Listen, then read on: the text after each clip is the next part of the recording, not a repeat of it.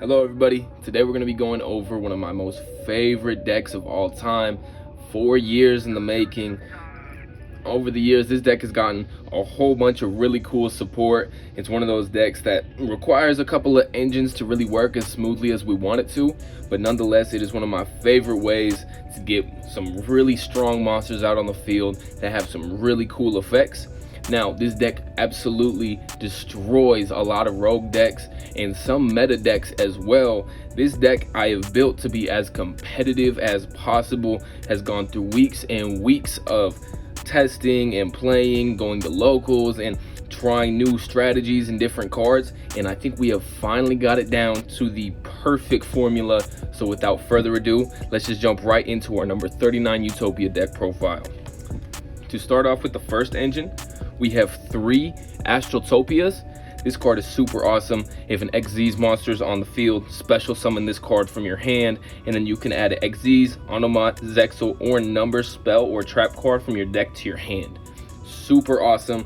With this card's effect, you are most of the time going to be grabbing your 1 copy of Xyz Change Tactics.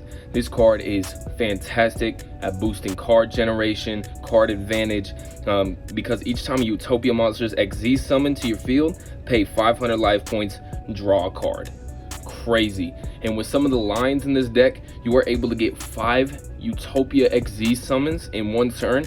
And if you have Xyz Change Tactics on the field, the card generation that you have and the amount of cards that you're able to draw will absolutely destroy your opponent. To round off the Astral engine in this deck, we run 1 Astral Karibo. Astral Karibo is really cool. We run 1 of them. You can reveal a number monster in your extra deck. This card's level becomes that monster's rank. You're only allowed to summon number monsters from your extra deck for the rest of the turn, but with this card's ability, it gives the monster that's summoned with it the ability to not be destroyed by battle or card effects. And then finally, we run the 1 Reinforcement of the Army to grab our Astrotopia from the deck to our hand so that we can grab our Xyz Change Tactics. That rounds off the Astral part of the deck. Next, we run into our Onomot part of the deck. The Onomot engine, we run 1 Utopic Onomatopoeia, 2 Zubaba Bancho Gagaga Coats, and 2 Dododo Dwarf Go Go Go Glove. This piece of this part of the deck is one of my favorites. We had to cut down on a lot of it simply because we run so many other tactics and strategies that make the deck run a little smoother. If you were to run pure Onomot, is what I like to call them, the pure Onomot engine, it does get a little bricky. It can get negated pretty easily because it does require a normal summon to go off, and if your opponent does some extra hand trap stuff or activates a monster effect to negate something and destroy it, this part of the engine really dies. So that's why we run it, but we don't run it super big. Our Utopic Onomatopoeia allows us to special summon out 1 of each Zubababa, Go-Go-Go, Dododo, or Go-Go-Go from your hand. So if you have all 5 of these in your hand and you normal summon him, you can spam these 4 guys out to the field, which is incredibly OP. He doesn't have any cool graveyard effects or any other effects outside of that, so that's why we run him at 1. The 2 Zubababa Bancho Gagaga Coat is really awesome because if you control your Utopic Onomatopoeia, you can special summon him from your hand. He can also grab our Dododo Dwarf Go Go Go Glove or him from our graveyard and special summon it out to the field, allowing you to recycle some of your Xyz materials. Dododo Dwarf Go Go Go Glove's effect allows itself to special summon if you have Utopic Onomatopoeia on the field from the graveyard. So special summon this card from the graveyard. It's also really awesome because if you are going to be grabbing your 1 of the copies of your Onomatopoeia, if this card is on the field, you can special summon your Zubaba Babancho Gaga Coat or your Utopic Onomatopoeia. Now, to get into the Onomatopoeia, this card is super awesome. One of the best searchers for this engine. This card says you can send a card from your hand to the graveyard and then add 1 or 2 of one of the following Zubaba Bancho or Zubaba Gagaga Dododo or Go Go Go. Most of the time, if this guy isn't in your hand, you aren't going to be searching him with this card. You might search him out with Rhoda if you have it in your hand, but for the most part, with this card, we're going to be grabbing these 2. That's just because these 2's synergy is a lot better than, these 2 synergy or these 2's synergy. So that's why we use this, grab these two, and their abilities allow them to combo off into some really awesome lines. So that's going to be our Utopic or Onomon engine. And then we have our ZS engine. So with this, we run one Ascended Sage and one Armed Sage. Now, we don't run this one super heavy either because their effects are strong enough as is, and you really only need one. So Ascended Sage allows your Utopia that's summoned with it to gain the ability to grab a rank up card from your deck to your hand. So we use Hyper Force. Its other ability says that if you control no cards, you can special summon this card out from your hand. Super, super strong. The ZS Arm Sage, we run this because if you control another level 4 monster, only one other level 4 monster, you special summon it out from your hand. Its other ability, since we don't run any ZW monsters in this deck, is pointless, but you know, it's just good to just summon out, and it's super easily searchable with Zexal Construction, which we'll get into a little bit later. With Hyper Rank Up Magic Utopia Force, this is probably one of the better rank up cards that you have at your disposal. This card allows you to target a rank 9 or lower Xyz monster and summon, or Utopia monster, and summon out a rank 10 or higher Utopia Xyz monster. And then if an Xyz monster is special summoned to your field by the effect of like Dragonar or number 93, this card comes from your graveyard and attaches to that special summon card as material. So super, super awesome. Real fun part of the engine is this card allows you to search it. This card allows you to go in further. So, you know, this card right here is the real savior of the deck. Zexal Construction, on the other hand, you know, I've debated running this card in the past because its effect feels like a -1. It is a searcher to grab one of these two guys, but the main thing is that it forces you to send a card from your hand and shuffle it into the deck.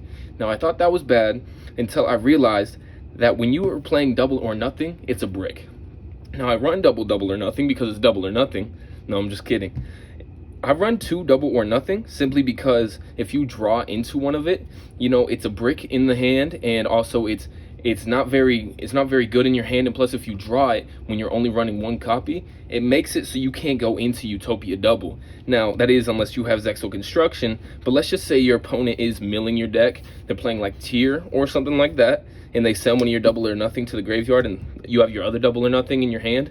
This card can allow you to recycle it. So it makes it really easy to, you know, kind of shape your hand into how you want it, and also allow yourself to go further into your plays. So that is our ZS package there. And last but not least, this engine is something that blew my mind when I first started playing it. Utopia is really lacking in really strong main deck boss monsters, and so what I realized is that the Kashtira engine is incredibly good in this deck. So we run 3 Kashtira Fenrir. It's super easily special summonable, and it also allows you to grab your 1 copy of Kashtira Riseheart. Most people play 3 Fenrir and then activate its ability to grab another Fenrir. We use our Fenrir to grab our copy of Riseheart. Riseheart struck me because in the Kashtira engine, you're going to be Xyz summoning, and it has restrictions around Xyz summoning. If you activate its ability, you can only special summon Xyz monsters from your deck, which is incredibly, you know, synergistic with the Utopia deck. So with Kashtira Riseheart, we run one of them because if you special summon Kashtira Fenrir, you search the Riseheart from your deck to your hand. If you start with Kashtira Riseheart in your hand with no Kashtira Fenrir, it's a little bit of a brick, so that's why we only run one of it. But its ability also allows it to make it, you can choose whether or not to make it level 7 or keep it level 4, which works really well with the Utopia. The fact that it can go into level 7 makes it so you can go into rank 7 Xyz plays like our Kashtira Shangri-Ira that we'll showcase a little bit later, which allows you to go into your Astrotopia and special summon that.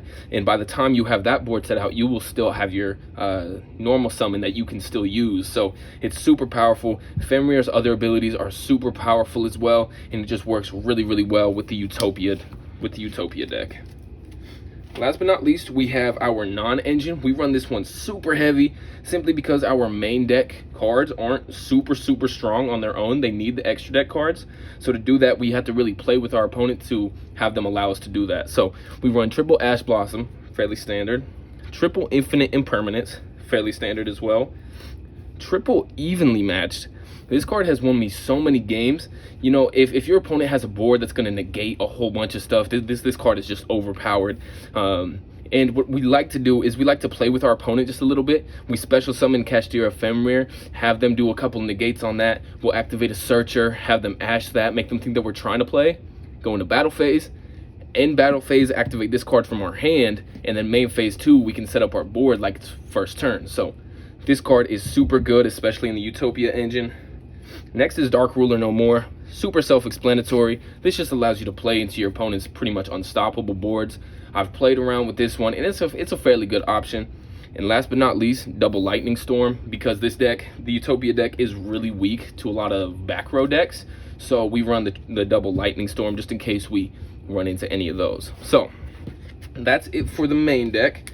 Now let's go into the extra deck. This is a fairly rudimentary, Utopia extra deck, but I've organized it in the lines that you're going to be playing when you're playing this deck. So we run one Utopia double, which we then use its ability to go into our 139 Utopia, and then we use our one number S39 Utopia Prime to get that extra material, and also if we have XZ's change tactics, get to draw an extra card.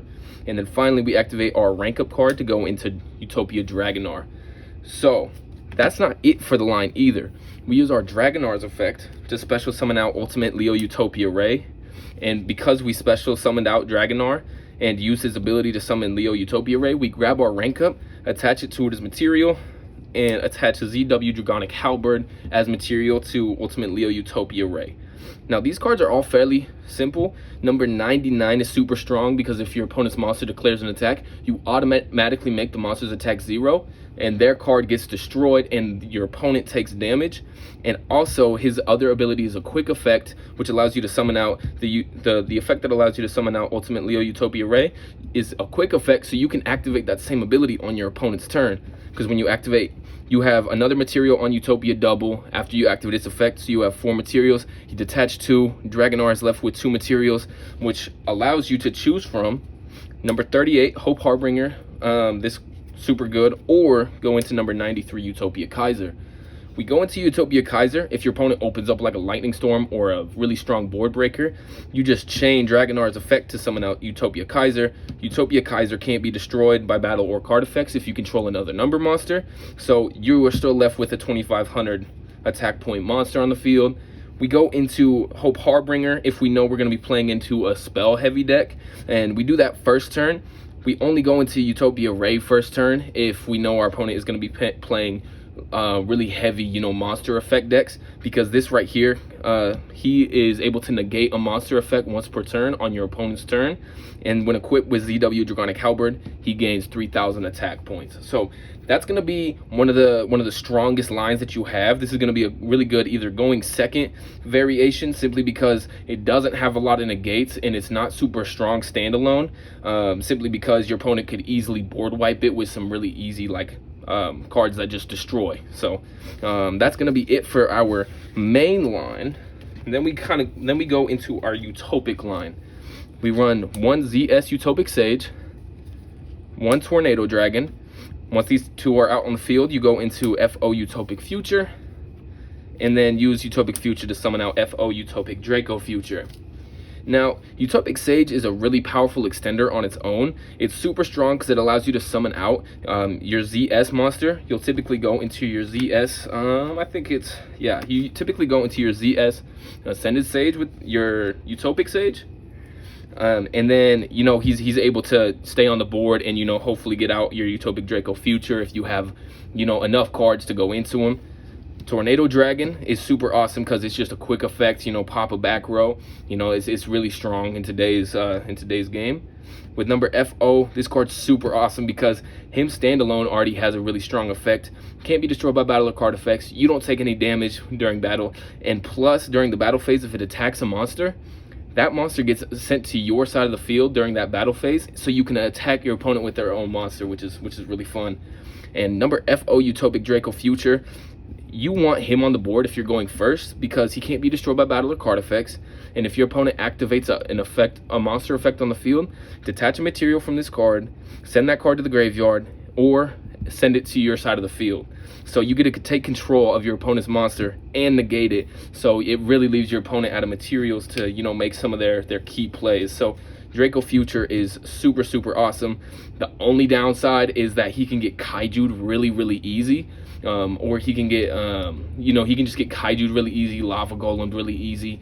And when you get him out, I think right here, no, when you summon your Tornado Dragon, you can get Nibiru'd. So it can completely remove a lot of material and completely cut you out from your Utopic Draco Future line. So that's just something to kind of watch out for when you're playing this deck. So then we have just our kind of extras. We have our Kashtira Shangri-Ira. This is for our Kashtira engine. Kashtira Shangri-Ira, its effects are just kind of, you know, extra, not really needed, but, you know, nice nonetheless. Shangri-Ira, during your opponent's standby phase, you can special summon out a Kashtira. The only one that you'll have available if he's on the field is Fenrir, which is good nonetheless because it's a free banish. And then if your opponent's monsters get banished, then you can lock down one of their zones. It's kind of a cheesy effect when it's just standalone because your opponent has 10 zones and this deck isn't built to shut down your opponent's zones or banish your opponent's monsters. So it's just kind of fun to just take away some of their zones. And also if this card's going to be destroyed by battle, or I think it's card effect, will be destroyed by battle or card effect, you can attach a material from this card instead. So it's just a really good 3K wall on your field when you do get it out. Then when your opponent likes to have back row heavy decks but weak monsters, number S39 Utopia the Lightning. Also guys, one last thing that I wanted to mention about the Utopia deck. It's a really awesome deck, super, super fun deck to really get into when, you know, start playing and such. But at the end of the day, it's one of those glass cannon decks that, you know, if your opponent has really good cards to, you know, break boards, or not even break boards, but to shut you out of your extra deck, or to shut you out of special summoning or floodgating you, it loses to those kind of decks. It's super, super strong when you can get the combo pieces to come out and move properly, and it's really good in the grind game. But at the end of the day, this is one of those decks that, you know, if it just had those extra support cards, you know, some cards, I mean, just some like new generic support cards for Utopia. I mean, it's constantly getting cards, you know, all the time of new support cards, like the Astrotopia was released not too long ago. The Onomot package was released a couple years ago. So it's constantly getting new support, and it has a whole bunch of support around it, but there hasn't been a combination yet that makes this deck super competitively viable. And that's why we run such heavy non-engine cards. You know, it's still super fun to play. You can still win games with it, and it's something that I definitely recommend you try out if you're looking for a cool new strategy to try. And, you know, honestly, add to it, try new strategies, try new cards, maybe add some ZW cards, you know, maybe try some different strategies, and let me know down in the comments if you guys have any suggestions or recommendations. But other than that, I appreciate you guys for watching, and I'll see you guys next video.